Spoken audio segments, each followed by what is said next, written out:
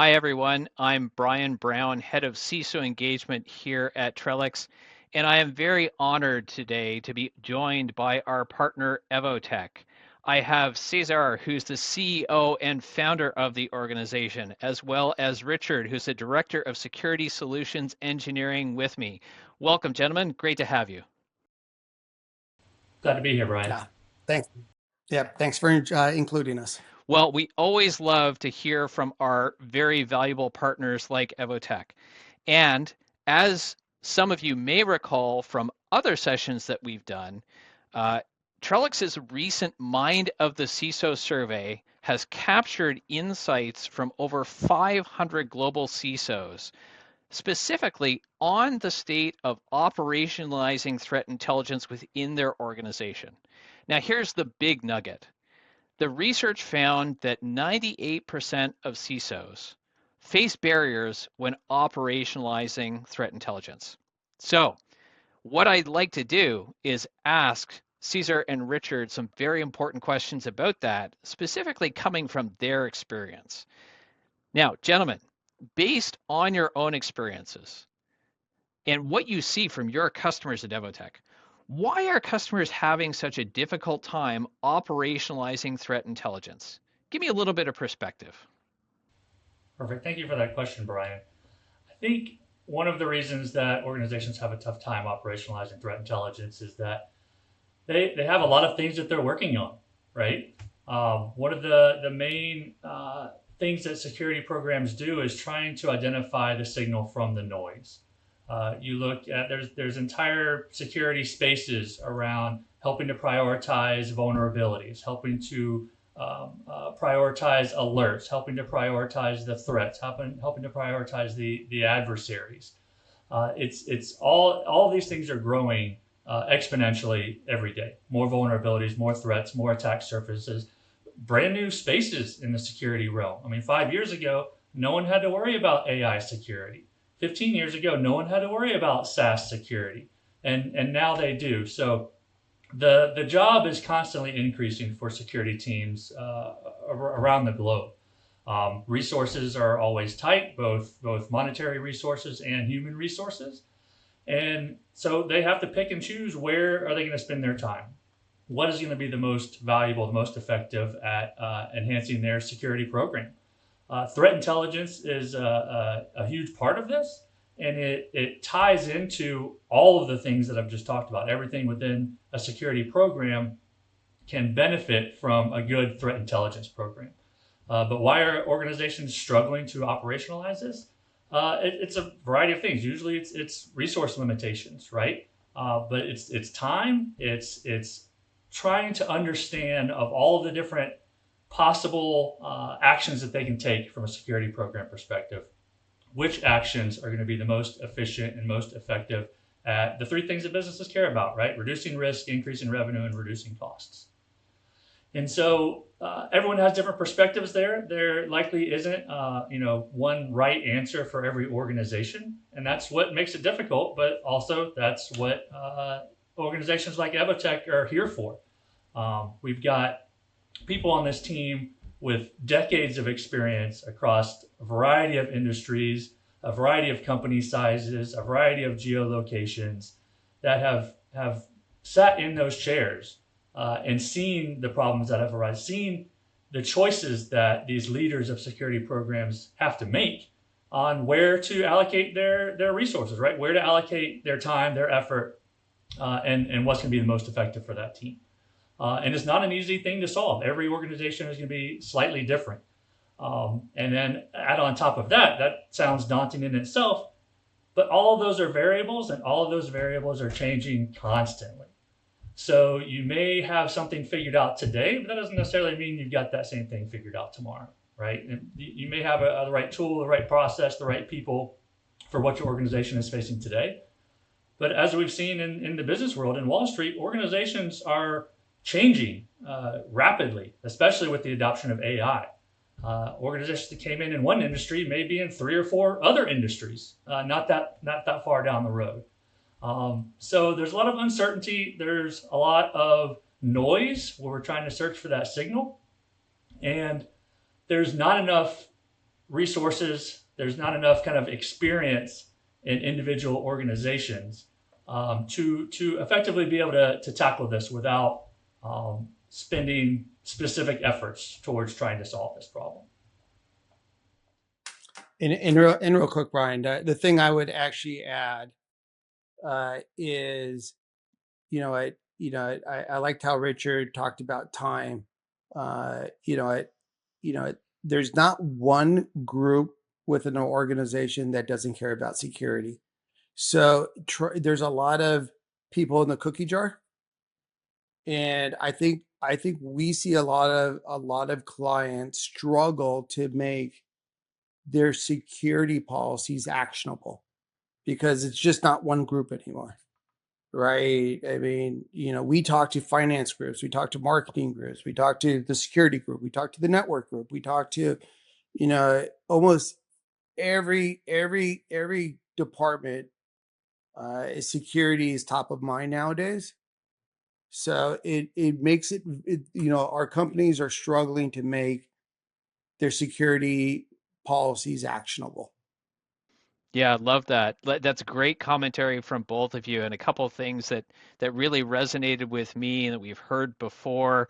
Multiple stakeholders, Cesar, that you pointed out, right, that are really putting some skin in the game as it pertains to security, which is a good thing, but it kind of plays into what Richard was talking about. Now there's more data. There's more data internally. There are more sophisticated attacks, more volumetric attacks coming from the outside, adding to a data management problem.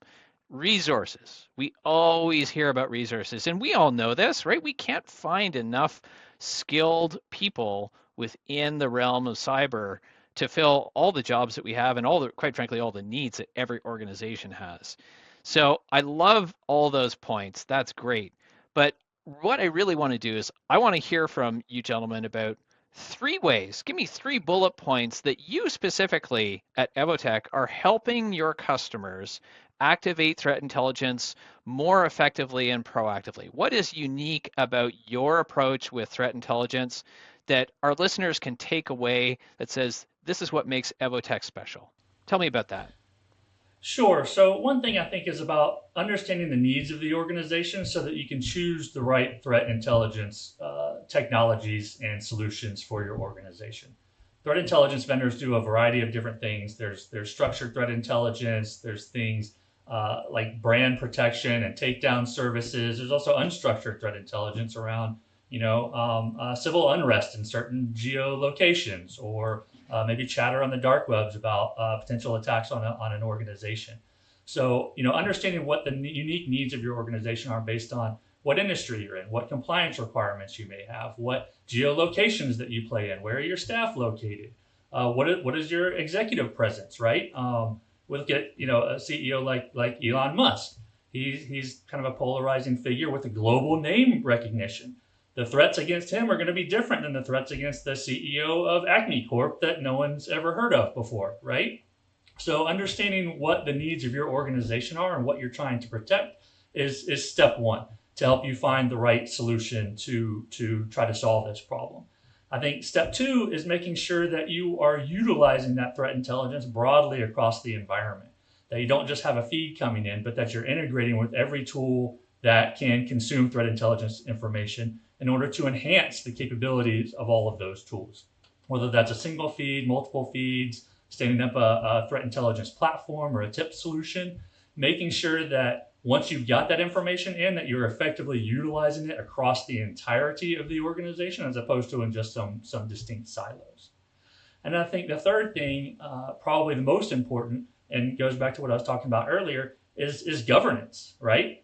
Constantly checking to make sure that the decisions you made prior on what's important for your organization, what threat intelligence feeds are best for those needs, and which tools to consume that threat intelligence enhancement data is going to change constantly, right? You may have a merger and acquisition. You may be in a different industry now. You may have new geolocations, right? You may have different compliance requirements. You may have a new CEO that comes in that went from anonymous to very pronounced, right?